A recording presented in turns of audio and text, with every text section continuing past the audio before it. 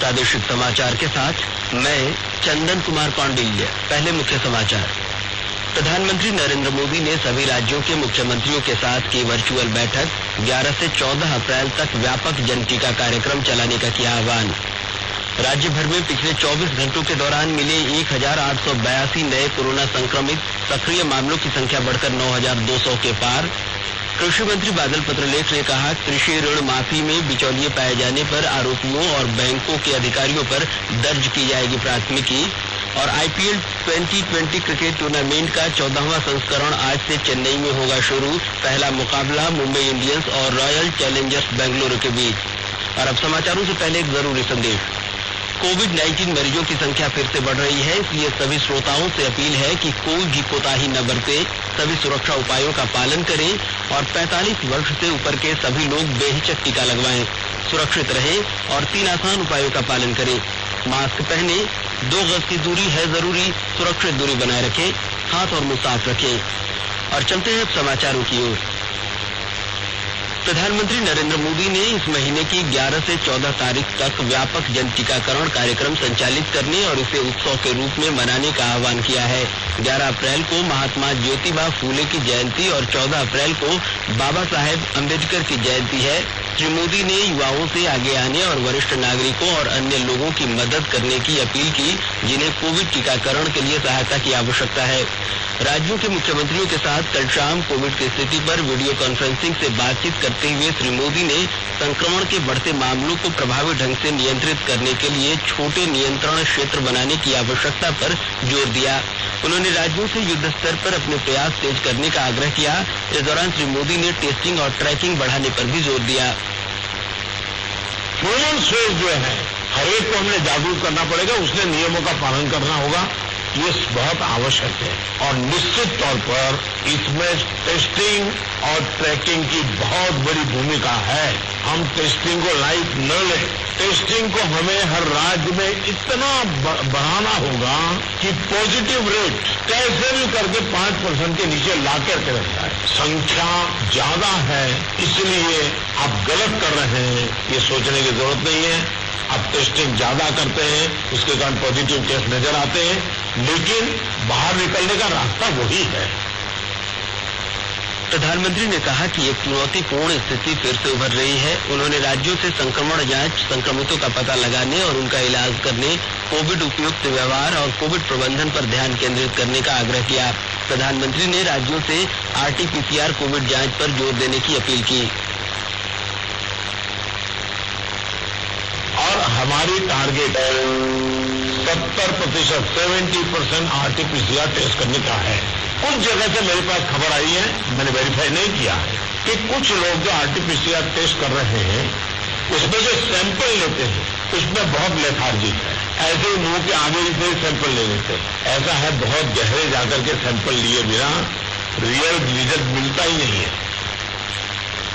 Covid संक्रमण के मामले में तेजी से वृद्धि के मद्देनजर यह बैठक आयोजित की गई थी। बैठक में श्री मोदी ने अभी चल रहे टीकाकरण अभियान की भी चर्चा की। इस बैठक में झारखंड के मुख्यमंत्री हेमंत सोरेन भी मौजूद रहे। राज्य भर में पिछले 24 घंटे के दौरान 1882 नए कोरोना संक्रमित मिले हैं। इसी के साथ राज्य में अब तक मिले कोरोना संक्रमितों की कुल संख्या बढ़कर 1,32,790 पहुंच गई है। वहीं दूसरी ओर 498 लोगों को स्वस्थ होने के बाद अस्पतालों से छुट्टी दे दी गई। इसी के साथ राज्य में अब तक स्वस्थ होने वालों की कुल संख्या बढ़कर 1,22,383 पहुंच गई है। राज्य में कोरोना के सक्रिय मामलों की कुल संख्या बढ़कर 9,249 पहुंच गई है।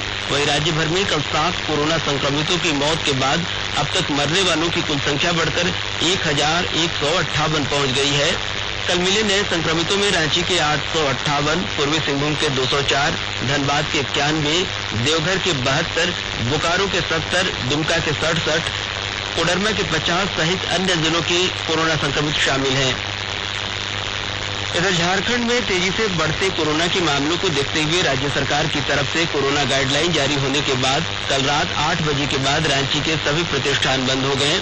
राज्य सरकार की ओर से रात 8 बजे से सुबह 5 बजे तक दवा दुकानों और पेट्रोल पंप को छोड़कर सभी प्रतिष्ठानों को बंद रखने का निर्देश दिया गया है। वहीं जिला प्रशासन ने 8 बजने से पहले रांची के सभी चौक चौराहों और गलियों में माइक से अनाउंसमेंट का ऐलान किया कि सभी प्रतिष्ठान 8 बजे बंद कर दिए जाएं, नहीं तो कानूनी कार्रवाई की जाएगी।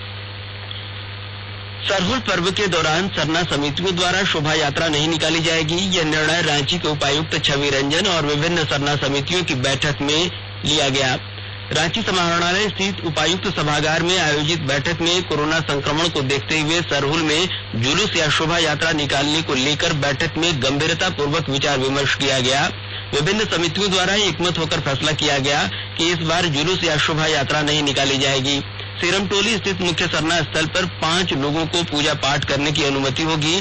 वहीं बैठक के दौरान यह निर्णय भी लिया गया कि विभिन्न मौजा से अधिकतम 5 लोग मुख्य सरना स्थल पर कोविड-19 के दिशा निर्देशों का पालन करते हुए पहुंचेंगे और बारी बारी से पूजा पाठ करके लौट जाएंगे। मुख्य सरना पर पूजा पाठ के दौरान कोरोना के दिशा निर्देशों का पालन किया जाएगा। इस दौरान ढोल नगाड़ा साथ लाने की अनुमति नहीं होगी। साथ ही अलग अलग मौजा से अधिकतम 5 लोग पैदल न आकर वाहन से आएंगे। सरकार ने देश में प्रत्येक ग्रामीण परिवारों को पाइपलाइन के जरिए स्वच्छ पेयजल उपलब्ध कराने के लिए इस वित्त वर्ष में 1 लाख करोड़ रुपए से अधिक की राशि का निवेश करने की योजना बना रही है। जल शक्ति मंत्रालय ने बताया है कि इस लक्ष्य को प्राप्त करने के लिए इसी तरह का निवेश 3 साल तक करना होगा। जल शक्ति मंत्रालय ने यह भी बताया कि वार्षिक कार्य योजनाओं को अंतिम रूप देने के लिए परियोजनाओं की संयुक्त समीक्षा की तैयारियां भी पूरी हो चुकी हैं। ये कार्य योजनाएं राज्यों और केंद्र शासित प्रदेशों द्वारा 100% परिवारों को पाइपलाइन के जरिए पीने का पानी उपलब्ध कराने के लिए बनाई गई है। 2019 में जल जीवन मिशन के शुभारंभ के बाद से देश में 7 करोड़ 30 लाख से अधिक ग्रामीण परिवारों को पाइपलाइन के जरिए स्वच्छ पेयजल मिलने लगा है। इधर रांची के बड़ा तालाब समेत अन्य जल स्रोतों के संरक्षण और अतिक्रमण मुक्त करने के मामले में कल झारखंड हाईकोर्ट में सुनवाई हुई। मुख्य न्यायाधीश डॉक्टर रवि रंजन और न्यायाधीश SN प्रसाद की खंडपीठ ने सुनवाई करते हुए हिनू नदी पर हुए अतिक्रमण मामले में रांची नगर निगम से जवाब मांगा है। अदालत ने इस मामले में रांची के उपायुक्त को भी ऑनलाइन उपस्थित होकर जवाब देने का निर्देश दिया है। सुनवाई के दौरान रांची नगर निगम की ओर से बताया गया कि हिनू नदी पर अतिक्रमण करने वाले 82 लोगों को नोटिस जारी किया गया है। यहाँ के अवैध निर्माण को हटाया जाएगा। आकाशवाणी के ताजातरीन समाचारों के लिए आप हमारी वेबसाइट newsonair.com पर लॉग इन कर सकते हैं। ताजा समाचार Twitter handle @AIR News Alerts और Facebook page all India radio news पर भी उपलब्ध है। आप प्रादेशिक समाचार एकांश के ट्विटर हैंडल @AIR News_Ranchi और फेसबुक पेज तथा YouTube channel AIR News Ranchi पर भी हमारे बुलेटिन सुन सकते हैं।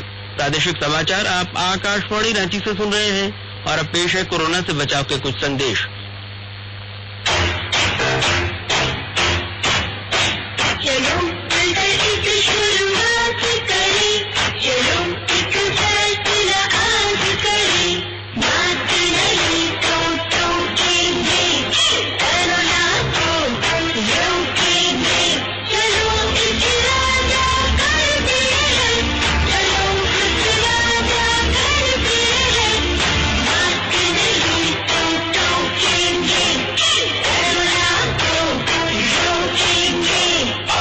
द्वारा जनहित में जारी। कोविड-19 से बचाव और सुरक्षित रहने के 3 उपाय। मास्क लगाएं, 2 गज दूरी है जरूरी, सुरक्षित दूरी रखें, हाथ और मुंह साफ रखें।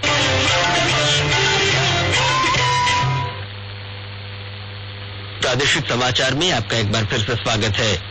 कृषि मंत्री बादल पत्रलेख ने कृषि ऋण माफी में बिचौलियों के पाए जाने पर संबंधित बैंक के अधिकारी और बिचौलियों के खिलाफ प्राथमिकी दर्ज करने का निर्देश दिया है। मंत्री कल राजधानी रांची में विभागीय समीक्षा बैठक को संबोधित कर रहे थे। बैठक के बाद प्रेस कॉन्फ्रेंस में बताया गया कि विभाग को 2020-21 के PL खाते में अंतरित की गई राशि का तेजी से खर्च किए जाने का निर्देश दिया गया है। उन्होंने कहा कि सभी निदेशालय को ऑफिसरियल स्तर पर वेबसाइट निर्माण के लिए भी निर्देश दिए गए हैं। वहीं राज्य स्तरीय पशुपालन अस्पताल बनाने का निर्देश भी दिया गया है। उन्होंने बताया कि 5 गो मुक्ति धाम के लिए जगह चिन्हित कर इसे धरातल पर उतारा जाना है। 100 पशु चिकित्सालयों को सुदृढ़ किया जाएगा।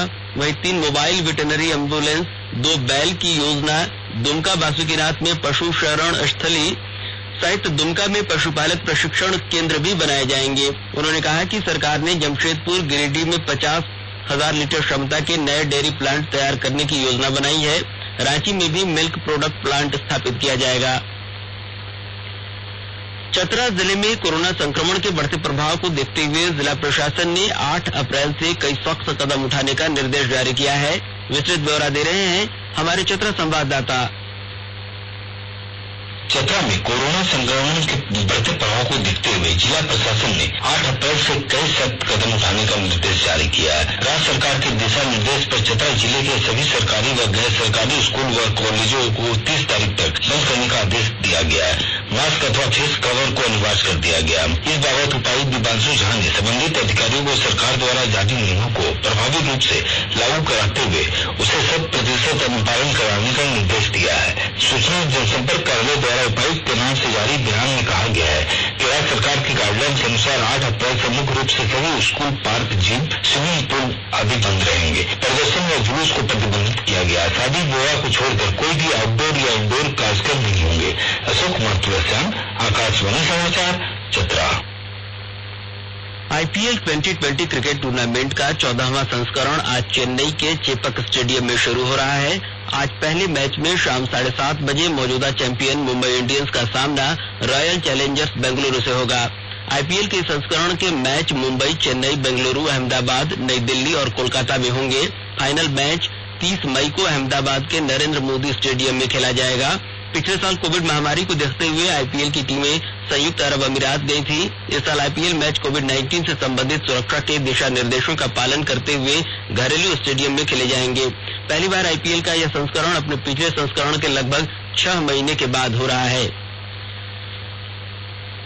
और अब संक्षिप्त खबरें। पंजाब रेजिमेंट के जवान परमिंदर सिंह ने कल गढ़वा के नगर उटारी रेलवे स्टेशन पर 1 घंटे तक जमकर हंगामा किया। जानकारी मिलने पर नगर उटारी एसडीपीओ प्रमोद कुमार केसरी पुलिस बल के साथ मौके पर पहुंचे और उन्होंने उक्त जवान को काबू में कर लिया। इधर सरायकेला खरसावां जिले के कपाली ऊपी क्षेत्र में 19 वर्षीय युवती के साथ शादी का झांसा देकर यौन शोषण करने के आरोप में पुलिस ने आरोपी युवक को गिरफ्तार कर उसे जेल भेज दिया है। पीड़ित युवती को इलाज के लिए सरायकेला सदर अस्पताल भेज दिया गया है।